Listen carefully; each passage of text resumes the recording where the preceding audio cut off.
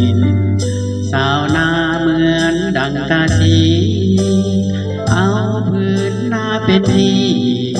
สำนาพักพิงห่างกายชีวิตเอ่ยบ่เคยสบายผ่าแป้วแดดแผดหอมแทบตายไล่ควายไถนาป่าดอนเมื่อลิ้นหยดหลังลงหดพื้นแผ่นไตจนผิวดำแทบไหมแดดเผาบ่ได้อาทรถึงภาคกายมีควายเคียงนอนกินต้มสาควายผาสวยอ่อนยามนอนหลับแล้วไฟฝันกินต้มสาควายเข้ากายบ่าวสาวแห่งสาวบ้านนา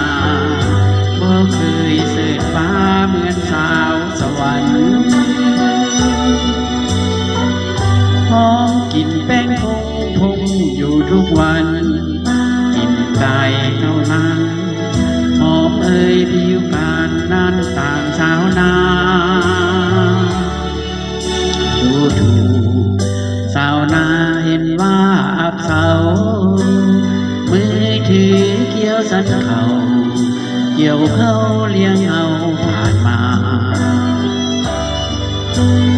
ชีวิตคนนั้นมีราคาต่างกันแต่ชีวิตสาวนาผู้สากินต้มสาควาย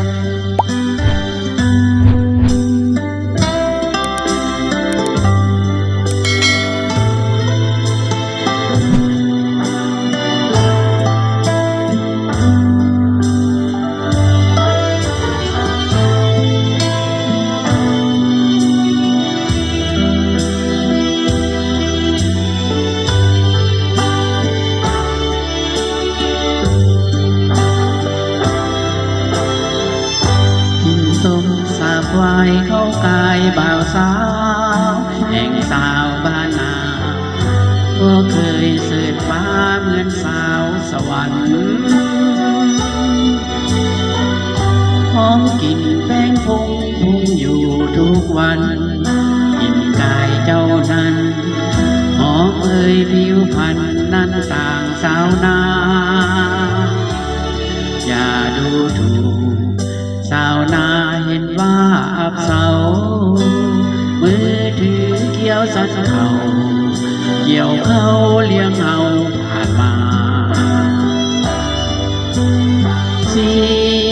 วิตคนนั้นมีราคาต่างกันแต่ชีวิตสาวนาผู้สากินต้มสาควาย